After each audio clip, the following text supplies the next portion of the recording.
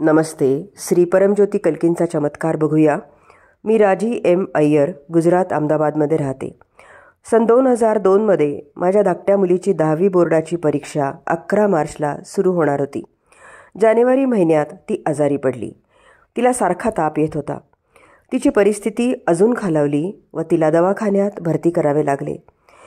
तिला टायफॉईड झाला होता व यकृतावर सूज आली होती असे तपासणी रिपोर्ट्समध्ये दिसून आले. तोपर्यंत तिच्या बोर्डाच्या परीक्षेचे वेळापत्रक आले होते.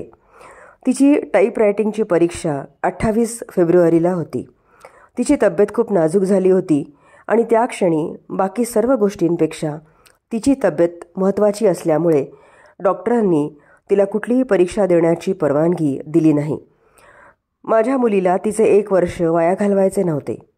तिने पूर्ण विश्रांती घ्यावी अशी सक्त सूचना देऊन 25 फेब्रुवारीला डॉक्टरांनी तिला हॉस्पिटलमधून घरी पाठवले. 1 महिन्यापेक्षा जास्त काळ गेला होता. तिने टायपरायटरला किंवा तिच्या पुस्तकांना स्पर्शही केला नव्हता. बराच काळ ती ड्रिप्सवर होती, त्यामुळे तिच्या बोटांवर व मनगटांवर सूज होती व खूप वेदना होत होती. तिने परीक्षा देऊ नये हे तिला समजवण्याचा आम्ही खूप प्रयत्न केला, पण ती तिच्या निर्णयावर ठाम होती. अगतिक होऊन मी श्रीमूर्तीसमोर बसले, दिवा लावला व तिची परीक्षा कमीत कमी 1 महिना तरी लांबणीवर पडावी अशी प्रार्थना केली. माझी मुलगी तिच्या बोर्डाच्या परीक्षेचा शेवटचा पेपर लिहून घरी परत येईपर्यंत ह्या दिव्याची ज्योत अखंड तेवत राहायला पाहिजे असे मी भगवानांना सांगितले. ही विलक्षण प्रार्थना केल्यानंतर माझे अस्वस्थ मन शांत झाले. माझ्या ईश्वराने मला आश्वस्त केले आहे असे मला वाटत होते. सर्वांना असे वाटत होते की आधीच सुरू झालेली ही बोर्डाची परीक्षा असल्यामुळे ही रद्द होणे किंवा लांबणीवर पडणे शक्यच नव्हते.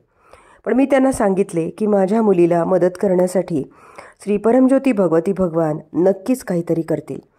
मी माझ्या मुलीला शांत राहून विश्रांती घ्यायला सांगितले व तिने अभ्यासही करू नये असे सांगितले, कारण श्री परमज्योती न चुकता परीक्षा लांबणीवर टाकतील असे मला वाटत होते. 27 तारखेला संध्याकाळी एक अद्भुत घोषणा झाली की दुसऱ्या दिवशी 28 तारखेला गुजरात बोर्ड टाईपरायटिंगची होणारी परीक्षा अयोध्या परिस्थितीमुळे अनिश्चित काळासाठी लांबणीवर टाकण्यात आली. 2 दिवसानंतर पुन्हा 11 मार्चची परीक्षाही 15 एप्रिलपर्यंत लांबणीवर टाकण्यात आली अशी घोषणा बोर्डाने केली. कृतज्ञता भावनेने आम्ही अवाक झालो होतो. तोपर्यंत कधीही अपयशी न ठरणाऱ्या श्री परमज्योती भगवती भगवानांच्या अनुग्रहाने माझी मुलगी पूर्णपणे बरी झाली व तिने बोर्डाच्या परीक्षेत 85% गुण मिळवले. आपल्या भगवानांचे प्रेम, करुणा व चमत्कार मानवी आकलनाच्या पलीकडचे आहेत.